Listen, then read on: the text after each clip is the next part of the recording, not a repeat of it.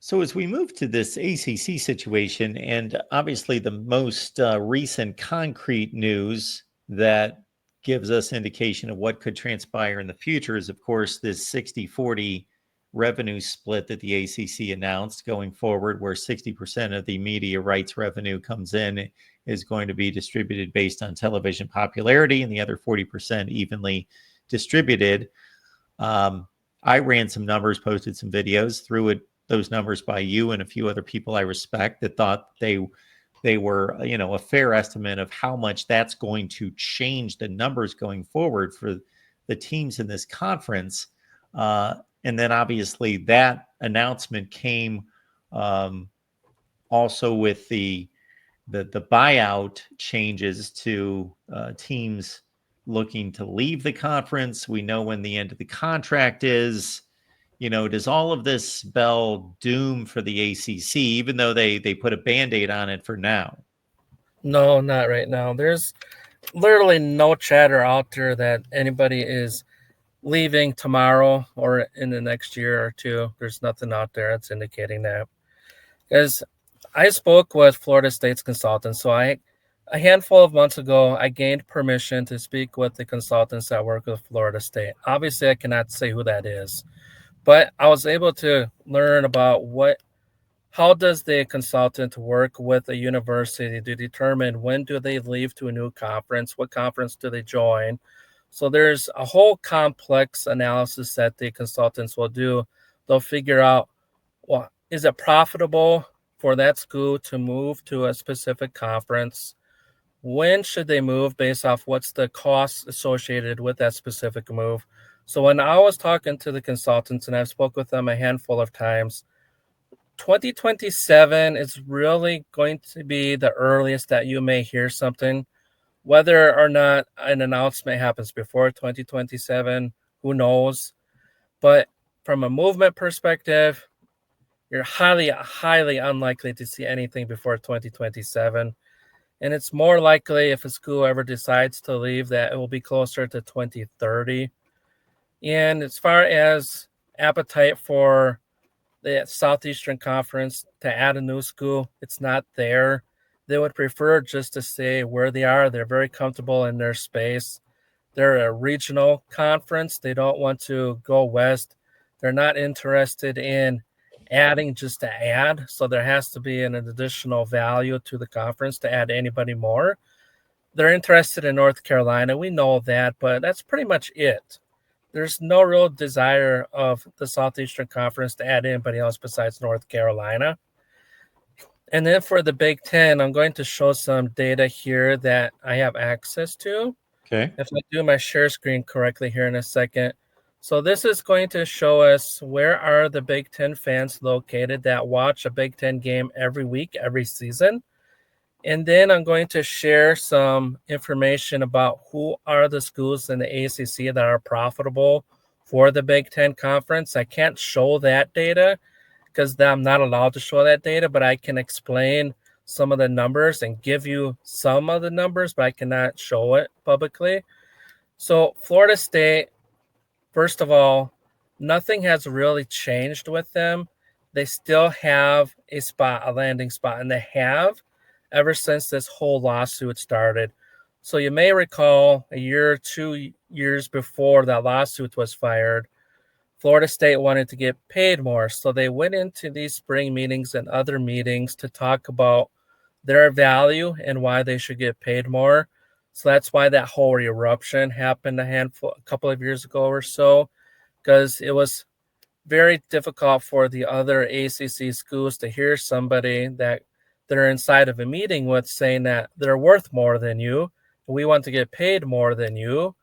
Well, as we have seen here within the last couple of weeks or so, I think it is now, a few weeks, that the new revenue share finally got officially approved. Well, there was a meeting through the presidents the week after the athletic directors and everybody else met down there in Florida. Well, that's when the actual approval of the new revenue share was completed. So it was actually completed like 3 or 4 months before it finally came public. I don't know why it took forever for them to announce it, but the president signed off on it the following week after the ACC meetings to their athletic directors and et cetera. So when you're talking North Carolina, Virginia, Miami, Virginia Tech, NC State, North Carolina, don't expect anybody to announce. If anybody does, it would be a shock to absolutely everybody in athletics. Nobody's expecting anything. So that's where everything is at currently. So I'm going to share some data. So yeah, Florida State's in a good position. They have nothing to worry about. You either stay in the conference and make a lot more money than you did previously, or you leave to the Big Ten Conference and you're able to make more money. So that's how it is. So before I go over the Big Ten viewer information, I'm going to go over some other information first. The wife texted me, of course. All right. So there are 3 schools. Well, there's 2 AC schools and obviously Notre Dame that's profitable for the Big Ten. And from a viewership perspective, so what is the Big Ten median's viewership and how does the ACC schools compare against that? Well, they have to be additive for the Big Ten median's TV viewership. So Clemson and Florida State are the only 2 ACC schools that were shown to be additive against the Big Ten median's TV viewership numbers, and that's 1.74 and 1.64. For the total values versus the Big Ten average, that I'm not allowed to give out. But the incremental value to the Big Ten's TV deal. So this basically tells us how many dollars are added to the Big Ten TV deal for each ACC school. And there's only 2 schools in the ACC that are additive for this figure.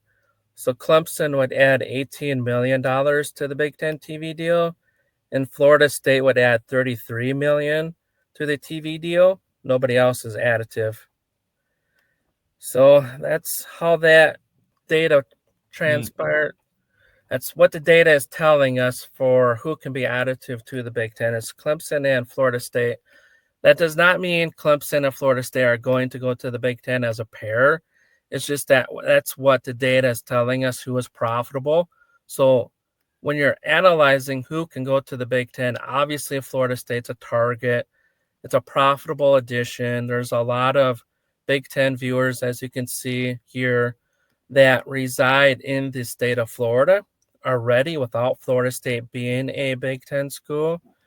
So in the state of Florida, you can see in line 5 here, with Florida State, there's 2 million persons that are added to the Big Ten's TV viewership every single week in the state of Florida by adding Florida State. So you can see the state of Florida without Miami or Florida State. It's below the state of Wisconsin, PA, as you would expect. So when you're talking about who can be added to the Big Ten Conference, if they decide to go to 19 and 20, well, it's going to be Florida State, obviously, number 1. Miami is not additive from a viewership perspective against the Big Ten TV's median, so their value did not come out to show profitability for the Big Ten. So if Miami ever had the opportunity to go to the Big Ten Conference, you're probably looking at 30, 40, 50% share. So is that going to be something that a school will want to do if they can make $60 million or $55 million with the new revenue share option in ACC? So that's why the consultants will do all of these calculations to try to figure out, is it worth a school leaving the ACC to go to a different conference based off of these new revenue share dollar figures that they do all these calculations around. So in short, you're not going to hear a whole lot in the next year, 2 years. 2027, you're probably looking at the earliest somebody may do something. If somebody decides to leave, you're probably looking around 2030. But if the Big Ten gets their automatic qualifiers for the CFP, it's a possibility that a TV agreement for the Big Ten could get extended a handful of years in order to extract that new money through a scheduling agreement as well as the play-in games. So we'll see how everything goes for the CFP contracts and how that contract could get extended and how that could influence the decision making for the ACC. Because if the value for the play-in games and the scheduling agreement, if that becomes reality, it becomes more expensive in order to become a school within the Big Ten Conference, because that value that the Fox Sports, NBC, and ABC are going to be paying out, or not ABC, CBS, NBC, and Fox are going to be paying the Big Ten Conference, that is going to increase once again. So it's going to become more and more expensive, more difficult to become a member of the Big Ten if the automatic qualifiers happen. Interesting. Okay. So again, as you just outlined for us, Clemson and Florida State are viable options for the Big Ten. They add value. Miami does not, if it would be a full 100% share. So then Miami has to make the determination, is it worth it to jump to the Big Ten for only a 30 to 50% initial share? Correct. Yep. And then if those three would, let's say North Carolina goes to the SEC, there's some combination of those four leaving the ACC. Do you see a world in which the ACC is depleted to that point where the next tier of schools, Louisville, NC State, Virginia Tech, those types are attractive for the Big 12? Yeah, probably not. Probably not. No? Because you have the new revenue share.